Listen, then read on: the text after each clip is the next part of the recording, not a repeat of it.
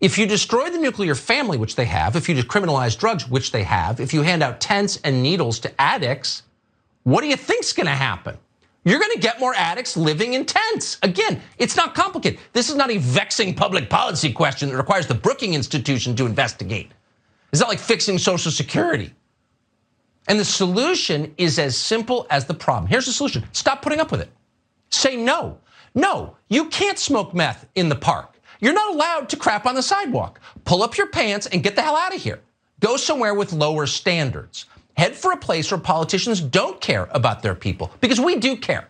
And that's why we're hauling your tent to a landfill and cutting off your checks today. You are a drug addict. Get a job or leave. Yes, and right-wingers will not stand for drug addicts, except virtually everyone they hung out with and partied growing up in college, on Wall Street, all that. Those drugs are fine. That's totally acceptable.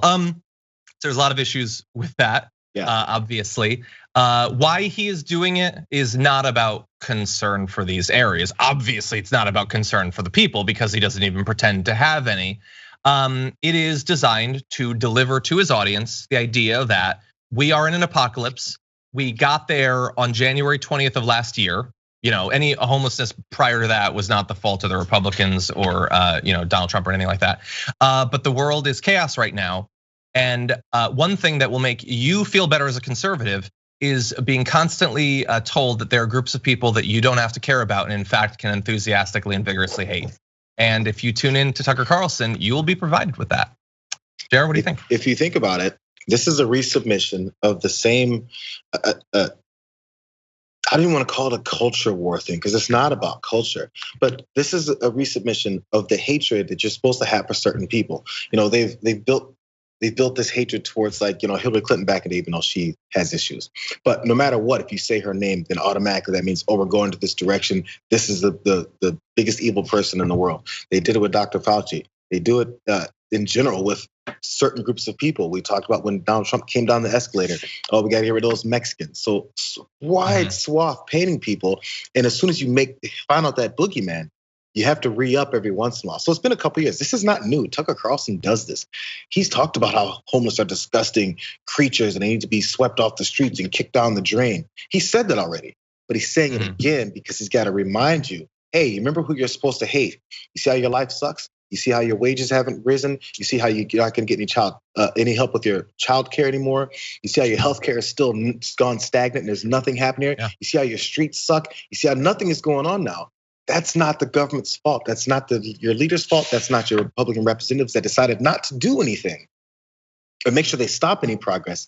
That's the homeless people's fault. That's those immigrants' fault. That's those black folks' fault. They got to re-up every once in a while to make sure you know who to hate and not to blame the real people. Exactly. Well, you seem to be implying that it is in fact a complicated question of social policy that involves a lot of different things having to do with access to mental health resources, housing, job training, all sorts of things like that, because it is. So look, overall, I think what most people are gonna get from that video is, yeah, tell me I can hate him. Tell me it's simple. I just tell him to leave, just go somewhere. Where? I don't know, because he doesn't say, but somewhere. But he also does say, it's like, you don't need the Brookings Institute. It's not complicated. It's not fixing Social Security, which by the way, that isn't that complicated. Lift the cap or eliminate the cap totally on contributions to Social Security so that rich people finally really pay into it. And there's your solution. That's a simple one. Fixing homelessness is complicated. And by the way, I do think that we could do a lot of rethinking and trying out new things. Clearly our solutions, the ones that the government has been willing to engage in at the state or federal level, have not been working, but that is not what this is about. This is about hatred, targeting it, honing it, and then sending it at this community.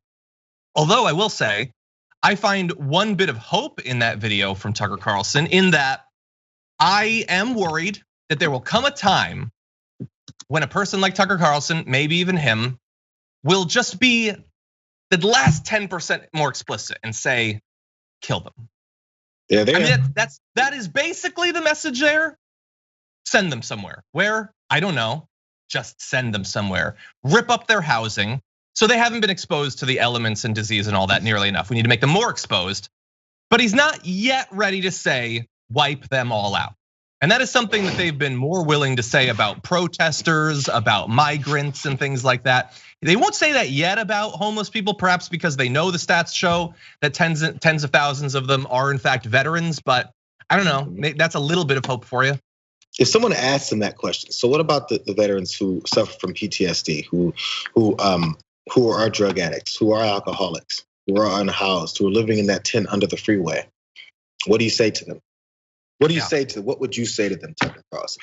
Are you going to say throw them in the landfill, support the troops, toss them aside? Hey, just get them out of my neighborhood, you disgusting creatures. Are you sure? Because last I heard, every time there was a Republican in office, they talk about how they support the troops and how they're doing all these things for the VA and they're doing everything to help veterans. Are they doing anything to help veterans that are in this position? Is it any fault of their own?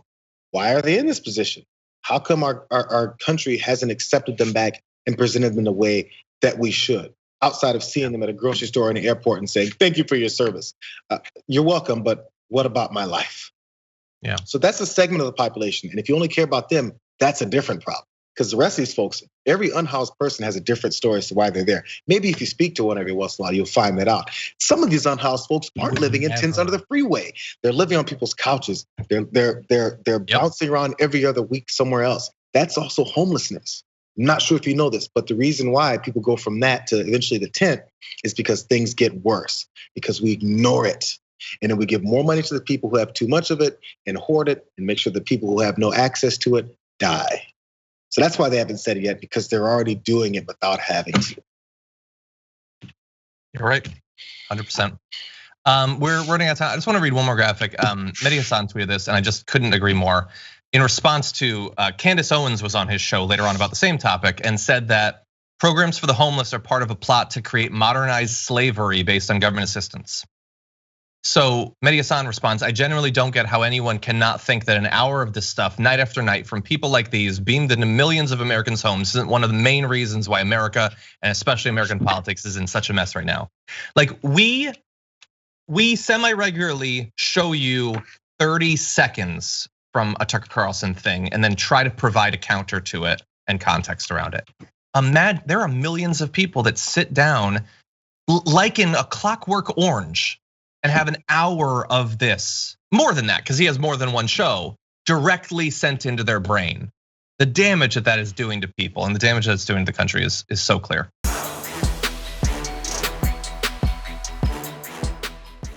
Check out the Damage Report podcast each day, wherever you get your podcasts, whether Pocket Casts or Stitcher or iTunes.